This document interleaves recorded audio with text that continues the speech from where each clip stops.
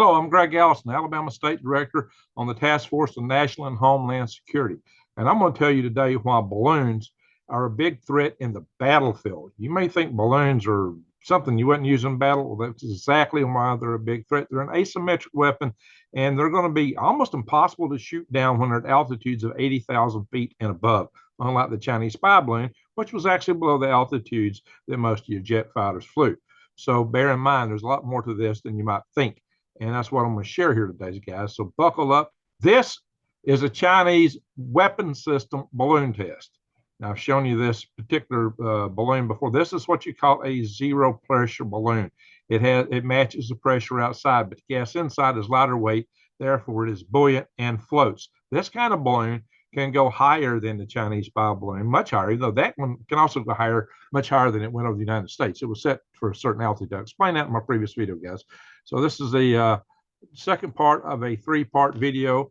Again, I mentioned you guys previously this large balloon launch facility on Hainan Island in China. They can also launch these balloons from the desert. And what I was also letting you know is that we have the sources that are telling us that the Chinese military has an entire branch of their service, like the rocket forces, like our Air Force and our Space Force, an entire branch of their service dedicated to balloon launches. And they're doing it because they've got a game plan. That's what I'm going to show you. And it's scary what I think they can do with these balloons. They believe that they can fly thousands of these balloons. That means you'd be using this test facility, the desert, and maybe ships to launch these balloons too. Ships are actually the easiest way. Balloons make a great asymmetric platform for war because you don't expect them.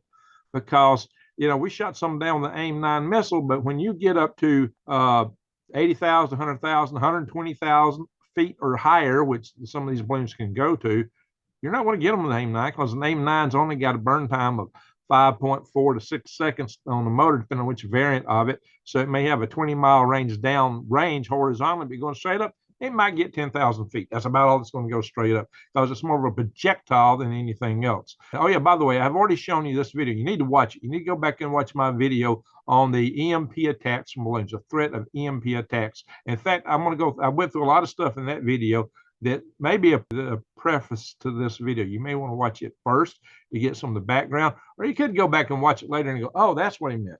Either way, but do check out that video if you're not watching it. I'm going to do a follow-up video on how to defeat these balloons. And it's not going to be lasers and missiles and all the things you think, according to the ways that we've dealt with these in the past. Yeah, missiles might plan, but not the way you think. So I've come up with solutions. Most of the things that people propose for solutions will not work.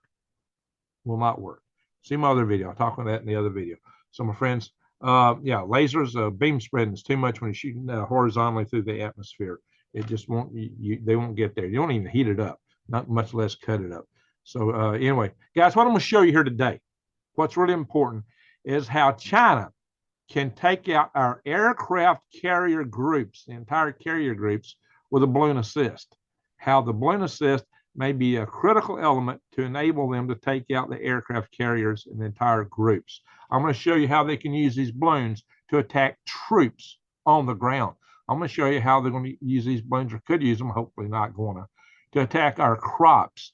They could also attack our infrastructure, like dams, like the video I showed you previously, and they could attack people directly in cities if they so chose. So guys, you're going to see all of that in this video. And the worst part about it is it's just too easy to do. And I'll show you a little bit of that. Watch my other video. I'll go into more detail on the other video on this. Okay, guys?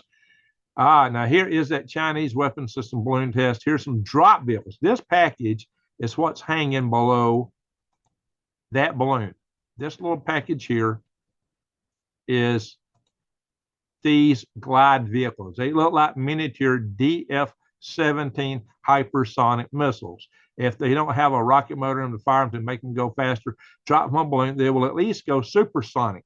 They will go faster than the speed of sound, possibly drop them on a balloon, especially the streamlined shape on them. So, and they can have a lot of cross-range glide distance and cover a lot of territory drop from a great altitude. So this is what we got to watch out for. These could carry MP devices, high explosives. They could be used to attack carriers, bridges, dams, power plants, substations, all kind of people. So they have a lot of utility in what this can do, and we'll talk about that some more to come. You can see that we're actually testing 3 different type and shape of glide vehicles on that particular test. Now, how many more tests have they done like this that we don't know anything about?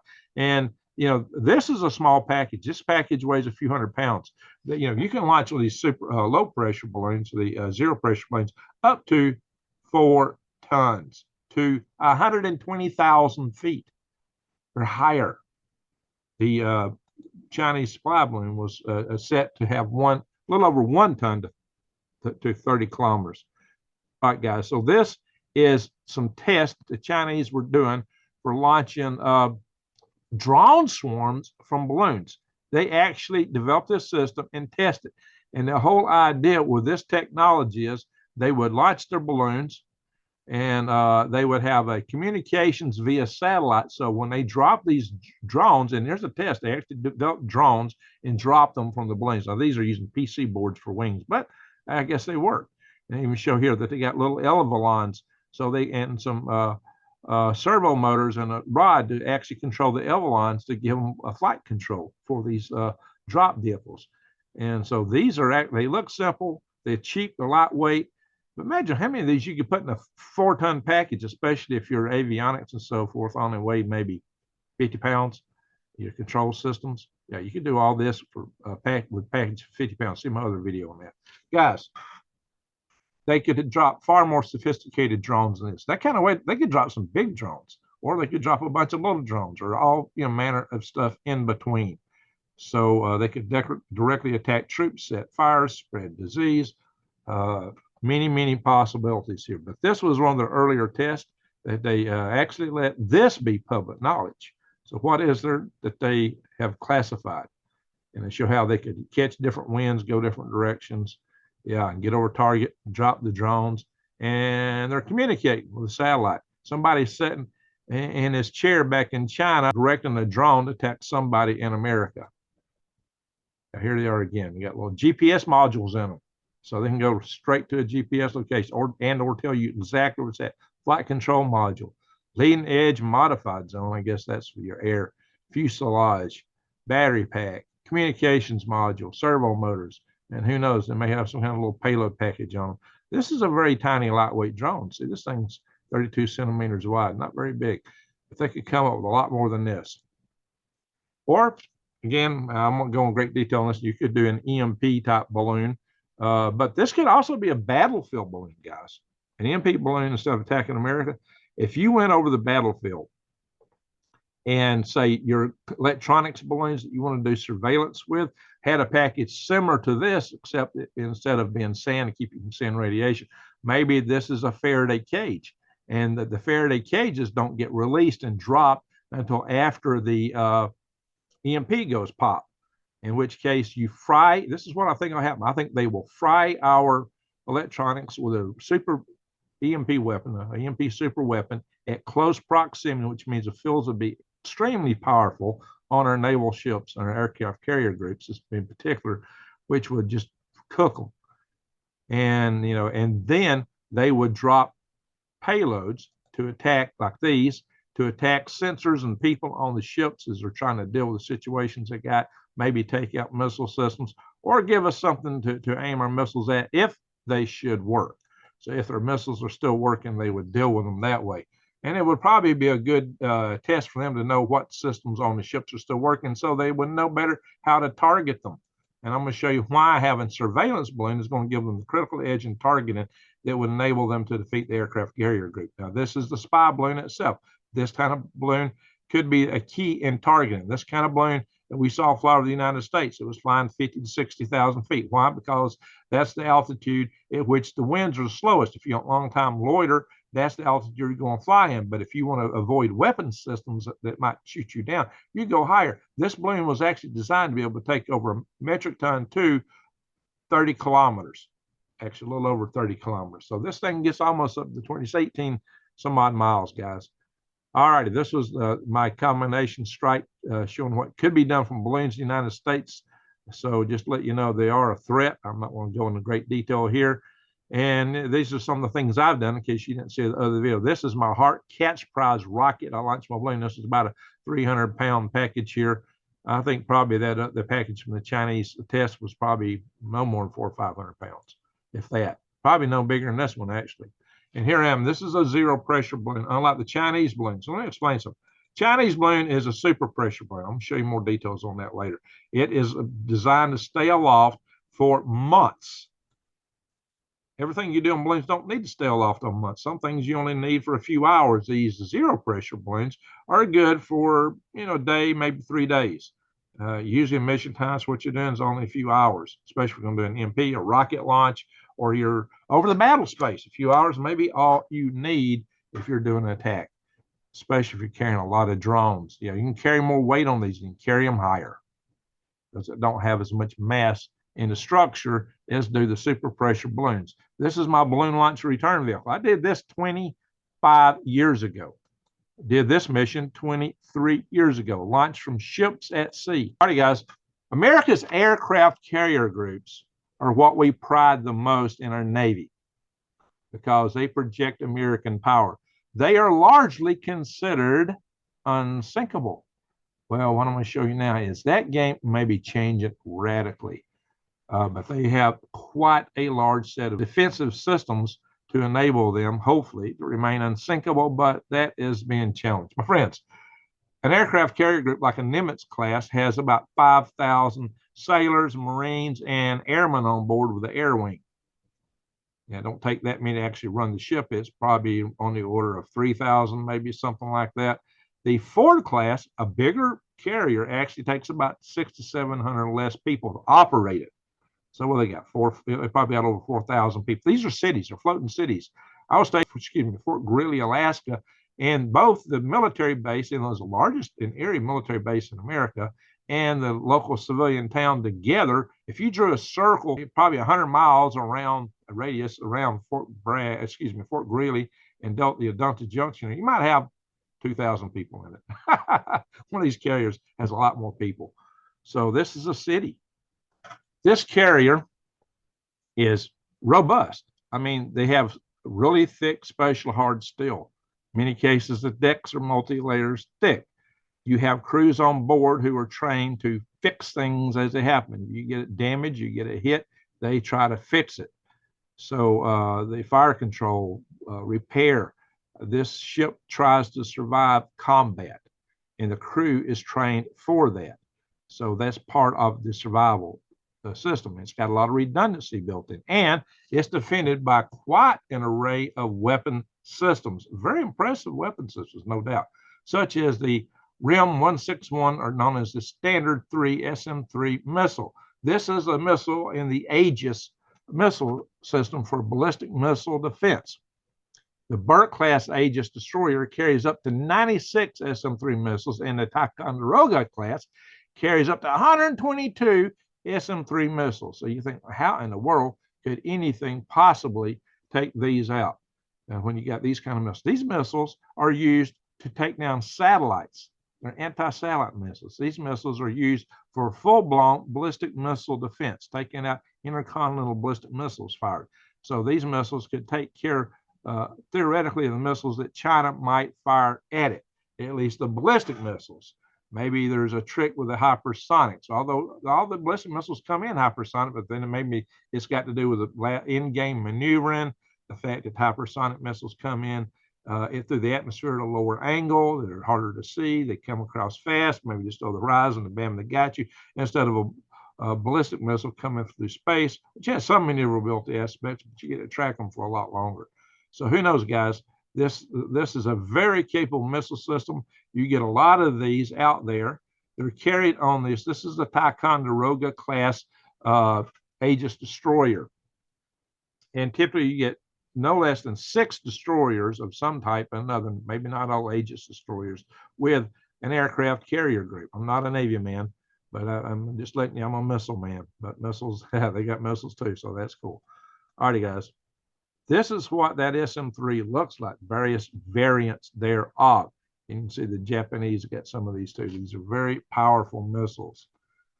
So they're not to be taken lightly. This is another view of the Aegis Medium Ballistic Missile Defense SM-3 missile. It's got a basic booster that gets it really going at first, and it's got the main engine here, solid rocket fuel motors. You got your kinetic warhead that makes the direct hit on the what you're shooting at. It's a bullet hitting a bullet. No explosive, just they're going so fast. If it hits, that's all she wrote. Now, here's another missile. This one is also very capable. The RIM 174 Standard Extended Range Active Missile, ERAM, or Standard Missile 6, so SM3, SM6. Operational range of this one is 130 nautical miles going outward. But going up, the flight ceiling is maybe 20 miles. You can see what I'm saying? Going straight up, you got a lot less. This has got a big motor. That's the booster. That's got a motor too.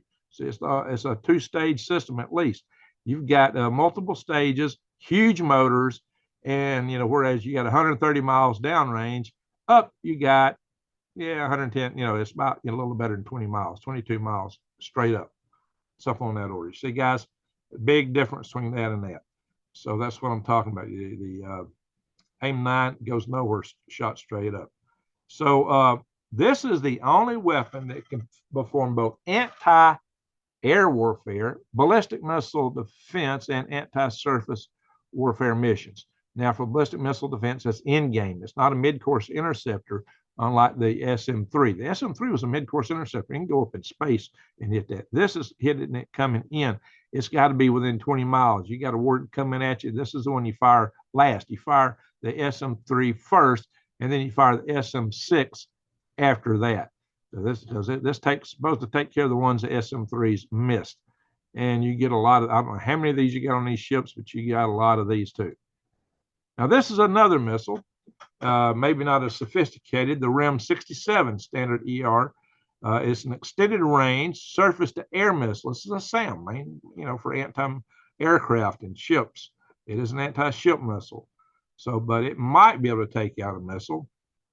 And here is the RIM 116 rolling airframe missile, RAM, small, lightweight, infrared homing, surface to air missile. Again, it's mainly to take out missiles aimed at the ships. And then you got another system that's mainly aimed for aircraft and incoming cruise missiles. It might could take out a warhead coming in from above, but this is the Phalanx. I call it Sea Whiz. This is your 20 millimeter Gatling gun, basically. This thing just fires continuously. It's not nonstop. See, it's got multiple barrels, so because they're going to heat up, it's got to fire alternately through them. Anyway, this can take out aircraft, missiles, and small boats. This is a formidable weapon to come up against. It's no joke. It's got its own radar. Aircraft carriers and their support ships bristle with defense weapons. They rely on these along with stealth and speed. Remember the stealth and speed. That's where we're going to come back to the balloons for recon operations. The Nimitz class carriers. This is a USS Abraham Lincoln. Launches a small rolling airframe missile RAM. But the question is, is all this defense good enough? Is it good enough? Well, not according to China, but here's what you need to know. Chinese forces in a simulation destroyed the USS Gerald Ford, our brand new biggest ever carrier. They destroyed the whole carrier group using a barrage of 3 volleys with a total of just 24 hypersonic missiles. Now you go, wait a minute, how many missiles we got on these other ships? Lots, but apparently they think they can, with the hypersonics, they can use a whole lot less missiles and take out aircraft carriers, according to their simulations that they ran by the People's Liberation Army Navy plan. They found that they could exhaust all the ship's defensives and sink the entire fleet, according to plan. Now, how you do that with just 24 hypersonic missiles? Well, they got a plan, according to plan, to do just that. Now, will it work? Well, that remains to be seen, but see what they're doing. They're looking at, there are other missiles that were designed for taking out aircrafts that weren't the hypersonic missiles. Here, they're looking at just hypersonic missiles that said they weren't looking to use satellites in this simulation, but they might have been using balloons. That might have been the key. I'll show you a little bit, guys. So what could happen? You could fly up a swarm of balloons. This might cause you to want to deplete the systems when you got balloons that cost a few $1,000s and you got missiles that cost millions, like, your Aegis missiles. Those are extremely expensive missiles. Now, if they decide they want to shoot at balloons, you got a cost advantage, especially if you're China and you can fly thousands of these and they're cheaper. And it might help deplete the enemy's systems. Now, that's what the simulation didn't claim they were doing that, but this is something they could do. Or they could fire a lot of weapons or drop a lot of weapons from balloons, which would also help to overcome all the big array of defense systems on the ships, the Aegis destroyers. Maybe you can get them to waste their anti-missiles and other weapon systems firing at these guys. See, what I'm saying is I'm expecting a combination kind of attack. See, guys, this is our new main line of defense and aircraft because it's super stealthy. This is the F-35. But it's a bit of a gas hog. Its range is only 1,500 kilometers round trip for one way. 1,500 kilometers. Now, refueling extends out a little bit, but not as much as you might think. I'm going to show you that in a minute. So, yeah, it is air refuelable. It gets you a little margin, but I'm going to show you why that ain't as good as you might think. So this guy, you got to bear in mind, this 1,500 kilometers is unloaded. You got no weapons, no ammo on board, and you have no loiter time at target. That's fine. Straight out, straight back. That's a straight direct flight. So this is your optimum range. Your effective range, especially carrying weapons and hunting targets, is a bit less, maybe a lot less, depending on what you're doing. So here's what you need to understand about this system. The time on station and the amount of time that fighters can be back out can be significantly increased by a tanker plane, KC-135. The fighting range of the jets can't be indefinitely increased, though. It is due to a number of factors. The first is that, in general, pilots want to have enough fuel on board to return home on their own, just in case the tanker they had planned to refuel from isn't there, due to mechanical issues or being shot down or forced off station by hostile aircraft or simply running out of fuel. Now, I'm going to show you why all that of them getting shot down and forced off station where they would have to operate it is very likely. So the idea that if you can put a tanker there that would stay there is somewhat less than spectacular. I'm going to show you that in a little bit, guys. I got some maps to show you. The risk can be reduced in areas like the Mideast by having backup airfields to divert to in an emergency, but in the Pacific Ocean or Indian Ocean or even Australia itself, there aren't many fallback choices, especially ones that a conventional fighter can rely on. This means that the F-35A must tank after flying out about 1,000 kilometers in order to continue. Yeah, this is again is maximum range. That means you can fly another 500, then you got to book back home. No, well, no, you can't do a total of 1,500. So there you go, guys. That's just it. You fly 1,000 kilometers and rebook. Well, I'll show you all this again in a minute. So, and that gives it neither time on station nor ammunition for battle. To stay on station, it would therefore need to tank once more. However, it is theoretically possible to reach a fighting range of about 1,500 kilometers. It's theoretically possible. It's not a good operational thing. You can't bank on it because you got to carry ammo. You got to carry missiles and whatever else. Okay, let's get into these. What China brings us to the table. What China can fire at us. So the Chinese have this DF-26 missile. It can be both nuclear or conventional. Bear in mind, China has just stabilized a new explosive called the CL-20, which is many, many times more powerful than TNT or RDX. So this could also be used to sink aircraft carriers. So anyway, this particular missile is known as a Guam killer because of its range. It's got a range of over 4,000 kilometers, which is 1,000 kilometers beyond Guam. I'll show you that in a little bit. But it's also designed to take out aircraft carriers. So it can take out aircraft carriers up to 1,000 kilometers on the other side of Guam. They might deny us access to Guam with missile systems like that. Now, our defense system think that our naval thinking, well, they couldn't do that because they won't be able to track us and pinpoint our location. So they'll be just shooting these in the drink. Well, that's where the balloons come in. I'll show you some more on that again in a minute, guys. Anyway, so yeah, the next target may be the U.S. Navy's fleet of nuclear-powered supercarriers from the Nimitz IV class. So this has also been called a carrier killer, but the main one that gets called a carrier, this is the Guam killer usually. The one they usually refer to as a carrier killer is a smaller DF-21D. which has a range of about 1,800 kilometers. It is the first anti-ship ballistic missile in the history of the world, because it is a ballistic missile aimed at ships. See, China is aiming everything to be able to take out our aircraft carrier groups. So, because that's our main force projection. And they want to be able to take Taiwan and dominate the areas around China, South China Sea, and get through even the Indian Ocean without being impeded by the United States. So, so as such, it would be useful in striking a ship in open waters or preventing a potential foe from traveling through an area of conflict just because you don't want to get hit, such as the in the East and South China Seas. Anyway, all right, guys. This is that DF-17. Remember I said those drop vehicles and balloons look like miniature versions of this. And this is really a truly glide vehicle here up, and the booster being back on behind its side. Dongfang, that's what DF stands for, Dongfang. All right, you can see the various tests that they ran on in different ranges those tests got, including 2,100 miles.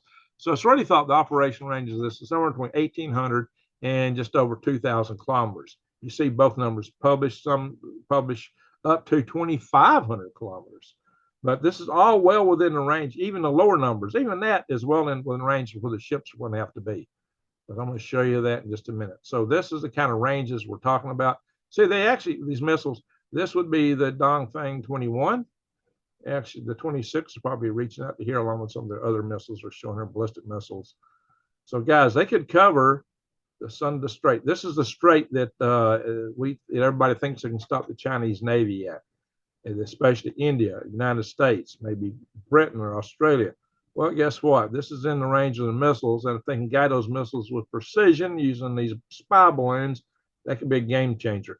See, they want to be able to patrol the the Indian Ocean here, because they want to be able to get in and get the oil from the Persian Gulf. And this may enable them to do just that. See, we've always thought we could cut them off here, that they couldn't even get in here. Well, they're working on ways around that. I'll show you some more in again. Again, this is the DF-26. This shows that the range from mainland China, this is road mobile, so you can watch it anywhere from mainland China. From mainland China to Guam is a little less than 3,040 kilometers. This is a 4,000 kilometer range missile. Guam has a lot of our military bases on there. Anderson Air Force Base. We have a lot of American personnel in Guam, and Guam is an American territory. The people, the natives of Guam, are American citizens. This is American territory right here, and it is totally within range of this missile and could be obliterated between this and balloons. I'll show you some of the prospects for ground attack, which could be anywhere from these points. You know, guys, so this missile is a huge missile that could be used. See, this did not factor into the simulation and stuff. The Chinese have thousands DF-21s and DF-26s. So even though our simulation said they do it all with hypersonics, this is what they hit them with next. And maybe finally, if they're not having an effect, then they might go nuclear with some of these missiles. They are capable of carrying warheads. And with that, after there's also a lot of other stuff, they might finally take out our carrier groups. Or they may take them out pretty quick, like their simulation. Again, so what can you do with a Chinese spy balloon? I've showed you the particular weapons, but the spy balloon could have effectivity too. It is a super pressure balloon. It maintains the same shape, and it can stay up for many months. And this is a much more robust balloon envelope. It's got two envelopes, the inner envelope, the outer envelope. The inner envelope is what has the lift gas. It's called a ballonnet. This is where your helium or hydrogen gas would be. The outer envelope, they can pump air in and out to work as ballast. And they got a huge avionics package service payloads that fly below this balloon, which includes satellite communications. You got telescopes, side aperture radar. The super pressure balloon has quite a bit of long durance capability. The super pressure balloons that China has are capable of taking over 1 ton of payload to 30 kilometers. We'll show you that in a minute, which is a little over 18 miles. This thing will click through. This is one of the payloads that goes underneath it. You see it's pallet mounted. Everything's folded up here. It deploys after you launch it. If y'all watch my Galactic Greg's channel, I actually was at a balloon launch this morning. I showed you 8 balloons being launched in that video. This is why it's a game changer, because this is the area you can surveil from 30 kilometers. Right here, from 30 kilometers, you get to see a diameter of over 14, almost 1,500 kilometers. 1,474 kilometers, 1,474 kilometers. And you don't really need to be able to see that well to the edge, because most of what you're going to be looking at is right here. I'm going to show you that in a minute. It's right here. It's going to be much closer in. But this is the area it can surveil, or EMP for that matter. You want to get one a little bit further out and set off an EMP detonation, and then have these electronics protected somehow in some kind of a Faraday cage that gets cut and dropped after the EMP operation takes place. Then, or in weapon systems, do the same thing. Then you got a huge advantage in the battle space over the sea there. So again, 30 kilometers at 18.64 miles. And this is the diameter of the range that you can see. Not diameter, it's the radius. That's the diameter. Radius is from here to here. The formula is a radius calculating formula.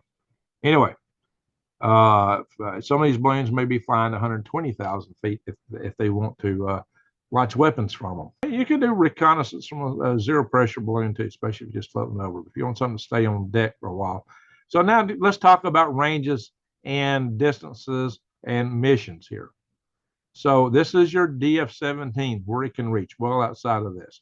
This is your DF-21, the Dongfang 21. This is where it can reach. You know, the Dongfang 26 goes way beyond this, all the way to Guam, past Guam. Okay, so what happens? You got an aircraft carrier, and you want to be able to launch aircraft to mainland. Well, then you're going to have to be closer than you might want to be. You got to be well within the range of all these missiles. That's the sad thing, because this is 1,000 kilometers out right here. This is 1,000 kilometers. This is actually beyond the range you can really get, because the guys have got to refuel, turn around, and come back. That's the problem.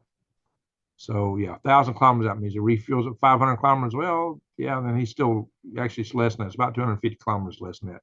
So honestly, you probably can only be about 750 kilometers out. Believe it or not, you got to be pretty close. That puts you right about here. And once you carry weapons, they're probably right about here. Weapons and loiter time, you probably can't be any further out than this, which is right dead center in where that EMP balloon could be looking. Not EMP balloon, the spy balloon. As this is kind of showing the aircraft and the refueler. This is your tanker aircraft. Your tanker aircraft wants to be as far away from the target area as it can be, but it wants to be close enough that it can give the plane a ability to refuel and turn back, turn and burn, and make it all the way back to the carrier. So what that means is that this aircraft carrier, this tanker, at most could be maybe 50 kilometers offshore. See, then you got 5,000 kilometers right here, and you only got another 500. It means that aircraft carrier is about to be coming in. So really, it can't even be 500 kilometers offshore. It really needs to be about half that, almost at Taiwan. All of this area here means this guy is subject to getting hit with missiles, surface-to-air missiles, and fighter aircraft and all kind of stuff. And it's going to be a big target and move slower than a fighter. So the Chinese would be watching for these and wanting to take them out. And you can see it from a spy balloon too, and give you a lot better targeting. But this thing will be flying high enough, you can probably see it from radar, even, maybe from the ground. So guys, this will be a huge target, and they will be after it. So even if you F-35 manages to hook up and get a refuel, yeah, it may not be there on his way back out. So he is not going to want to stretch it, guys. This is why the use of a tanker in this application is highly suspicious, because China's going to be fighting all around here, all around here. They're going to have ships even here on the east side of Taiwan. It's not going to be pretty. So it buys you a lot less than you'd hope for. So this shows, how close you need to be with your carrier without the tanker. And that puts you to within a maximum of 750 kilometers. Remember, you got to turn and burn. That's no payload and no loiter time. So really and truly, and you're looking again a whole lot closer than 600 kilometers, maybe closer. Yeah, so this aircraft carrier is going to be like right in here. So all this operations with aircraft carriers is going to be somewhere in here if you're trying to defend Taiwan, somewhere in this area, which is definitely within the range of what can be monitored from one of these balloons for targeting. I'm going to show you why that's important to know. The main reason that is important is because the Navy is counting on that bristling array of weapons to stop incoming missiles, cruise missiles, ballistic missiles, aircraft, Oh yeah, they've also got anti-submarine systems and their speed and stealthiness. The whole idea is you won't know where to fire your missiles. And when you fire the missiles at where you think the Navy's at, they'll be somewhere else when they hit, and they'll just hit the drink. That's what the Navy thinks. But with spy balloons that knows exactly where you're at, which way you're going, and better yet, probably since they got satellite communications capabilities, are able to, and other comm systems on board can communicate directly with the warheads coming at you, the missiles coming at you, and redirect them to the coordinates you're on or heading to. They may be real-time guidance from the spy balloons, which are going to be at 80,000 feet or higher, which are going to make 86,000 feet for 30 kilometers, which means that they're outside the range of the AIM-9.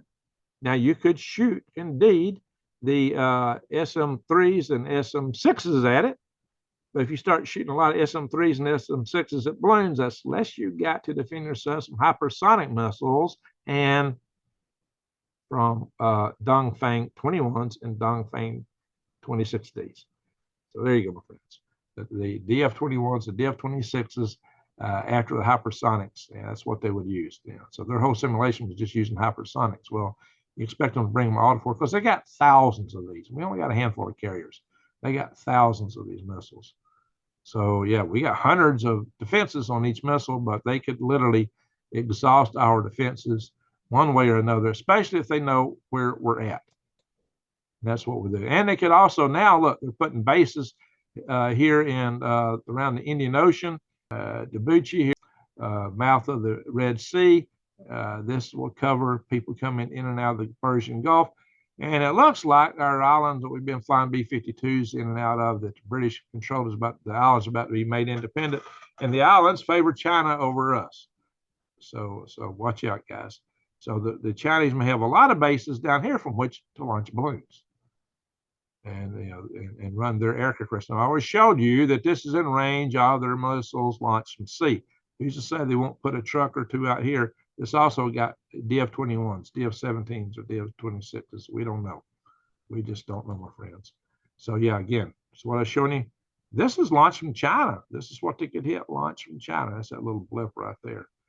So this is kind of geometry kind of determines this. But see, they can cover these areas almost entirely. Not necessarily that, but they could have missiles there. We don't know. Or they can launch them from ships. Yeah. They could take their DF-21s, DF-26s, maybe even DF-17s on a ship. Who knows where they could launch them from. All right, guys, again, what I would say they would probably do is this is like a notion of an EMP balloon. If I was designing one, like I told y'all earlier in the video, I really wouldn't include all this. I just have a wind-up timer, an accelerometer initiator. I wouldn't need any of this stuff.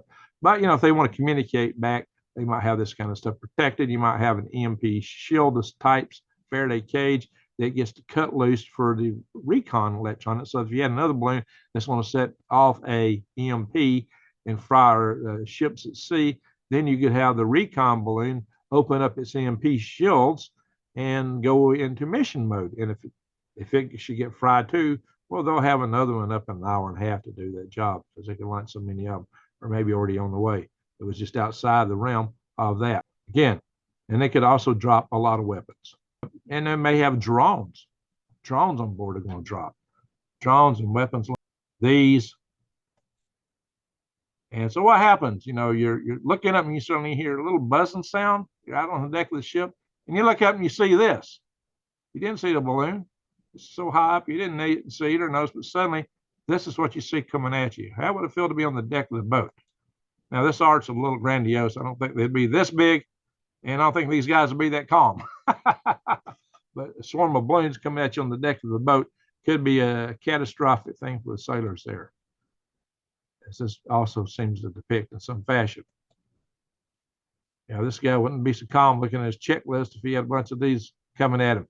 That's a little larger. Or look, we could also come after soldiers in the field, maybe at Guam or in the United States or any other battlefield that these balloons could drop drones on. This is some kind of notional communication system. Communication systems would definitely be targeted. I would hope that the troops wouldn't mass together like that. That's asking for it. And again, this is another communications van. This guy's trying to duck in, get out and get in cover. These guys are all running to get in the van and get away from these things. Swarm of drones coming at you. Or taking out armor. We've already seen drones used as anti-armor weapons quite successfully in the Ukrainian war, quite a bit. So we already have a precedence of drones as anti-armor weapons. So they could take out tanks. This is where they'll be used against our troops, guys. So there's the troops on the ships and there's troops on land, all subject to potential strikes from drones. So there's just some other artist type renditions here. Or they can be used to take out critical infrastructure items, maybe in a city, maybe dams, maybe bridges, nuclear power plants, power substations, water purification stations. Yeah, these drones could come even after people. You know, Elon Musk talked about this. He said, look, we already got the technology. He says, we got face recognition technology. He said, you got all the technology in your cell phone that would be needed for somebody to devise a drone to target specific individuals. They could come to your building. There could be one drone set to blow the window, then the rest fly inside the window, chase you down in your building if they want you specifically. There's even been discussion of how to use them to go up an air vent by blowing a hole in an HVAC system somewhere, and then they go in, and some of them are relay communicators back down the chain. I don't know. That sounds pretty complex. Lots to be thinking about, guys. This is drones have just begun in warfare. We're not seeing where they can go. The idea that you can use a balloon to carry a whole lot of them over enemy territory and then drop them all at once. That's a game changer. We've not seen that before. It's up above altitude. You know, you fly over the KC-135 size, C-130 size aircraft, and you want to kick a bunch of these out the back. Well, you're a target. You can get shot down. But at balloon altitudes, you know, 120,000 feet, unless you're using the Aegis missile, you know, SM-3 or SM-6, or you know, maybe a ground-based interceptor out of Fort Greely, Alaska, or Vandenberg Air Force Base, you're not taking them down. And those are very expensive missiles to shoot after a few $1,000 balloon. I mean, you may have to, but I got other concepts. I'm going to show a video soon. It'll be the next in the series is how to deal with these. Of course, I already mentioned that. So balloons have been used in war before. You know, we had the Japanese using these Fugo balloons to try to start fires. The United States actually did a lot of research on dropping bioagents from balloons. Now, this is a package that was to open up and drop these canisters with bioagents. They were looking at wheat rust mainly. This is what the package looked like folded together, and just pop open and drop those other canisters out, the E-77 balloon bomb munition system. And here's a glider that was going to pop open in the back, kind of like the Spaceship One, Spaceship Two, the shuttlecock concept. This actually unfolds and it has a piece in the back to help it glide and for control. So this is what stuff we were looking at back in the late 40s, early 50s. Well, now the technology is much more sophisticated with drone technology and stuff that we've already tested. Now, there's your wheat. So they can wipe out our crops. There's the wheat rust, wheat stem rust. This is the northern corn blight here for the leaves. There's also a southern corn blight, and this is a head smut that gets the tassels before they can make the ears of corn. There's many diseases, crop diseases that can be used, crop and livestock diseases. Let's hope that don't come to pass. And again, what would they do? They could drop this stuff out of a balloon like this. And oh yeah, I'll show you how easy it is to design. So, you know, this is concepts I can. I got a lot more detail on this in the EMP balloon threat video. I'll put the link below. So this is, you know, this is how you can actually have your comm systems to communicate with Iridium satellites just using a simple little Raspberry Pi payload. This entire payload package would be far under 50 pounds, far under 50 pounds, even with solar arrays or battery arrays, whatever you want to use. This is a mission I did as a club project back in 1998. This was the 20th of July. We're almost on the anniversary of this. We're almost at the 25th anniversary. 20 July, 1998, from the Gulf of Mexico, off the deck. We borrowed basically NASA's Pearl River barge, had a tugboat on it. Miserable days, hot. You could fry eggs on the still deck, 70-foot wide and 200-foot long, way bigger than what we needed. But this was easy to stand this balloon straight up because we could run with the wind. You can go the same speed, same direction as the wind. So rockets hanging straight to El Brewery right now. So just to show you guys how easy this stuff is to do. This is some of the targets you could use with EMP balloons, offshore, detonated offshore. You don't have to come on shore. I mean, you almost detonate from where they launch at and take out a whole lot of our coastal facilities, military facilities. Yeah, I go more detail, far more detail in the other video. You need to see that. This is an idea of watching EMP balloons. I mean, basically, you can go straight up and detonate and still get to shore. But you can also fly these other balloons this way, not just this. This stuff can be done cheap. Cheap. It was done 23 years ago. The whole project there cost me $150,000. We built 4 ground stations, rocket. We devised our own electronics on the rocket to defeat the COCOM limits, which they thought, you know, a nation couldn't do. And yet we did it on the side, working out of a couple of garages, guys. This is the Hart Catch Prize Raccoon launching. Raccoon's a balloon launched rocket. There it is on the deck, the aft deck of the Mr. Offshore utility boat. 200 miles out in the Gulf of Mexico in October 2000. That's our balloon launch return vehicle. That's Tim Pickens there. This had its own control surfaces, Avalons, and we got a pitot tube, a camera in here, the avionics in here. That's a motor that's going to slide up in it. And we had a reaction control system, cold gas that would point this thing the way we wanted. You can set up missile tubes, guys, from balloons with a system like this and aim them in the general direction you want them to go. I'll talk about that more in my next video. And that little tuft of hair down there at the very end is me. This is that balloon launch return vehicle. This is the deck of the C. Michael Calais. There it is going up in the air. So, guys, that is a vehicle that I developed on a shoestring budget for about $70,000. Rocket-powered, remote-controlled vehicle that a human on the ground could control. We did this 25 years ago. We launched this like 3 months after we did that SL2 mission off the Pearl River barge. So subscale test. We also do those. I kid you not. It's easily done. Easily done. The effects can be devastating. Hit our infrastructure, our dams. See my dam video that I just put up. This is the things that can get us, guys. I'm going to do another video to explain how this can be stopped. You're second guessing now, you're probably going to get it. But I'm going to do a video to show how to stop this. This is going to be my next video in this series. But please watch the EMP video. Please watch. I'm going to do another video too. I'm going to do yet another video. I was at a balloon launch conference today. I went live on my Galactic Greg's video channel. You can watch Galactic Greg's and see we launched 8 balloons out there at University of Alabama Huntsville campus. And you might want to still see that. And I want to take some of the interviews I did with these guys. I'm going to talk about how to use balloons as an asset in prepping. So that will be an interesting video. Anyway, guys, and not all of that is in the live video. I did talk to some of them a little bit. Most of that is in the live video I did on my camcorder, which don't go live. Anyway, folks, thank you for watching. And with that, I'm going to say, oh yeah, subscribe, bang that notification bell, and click all, and Greg out.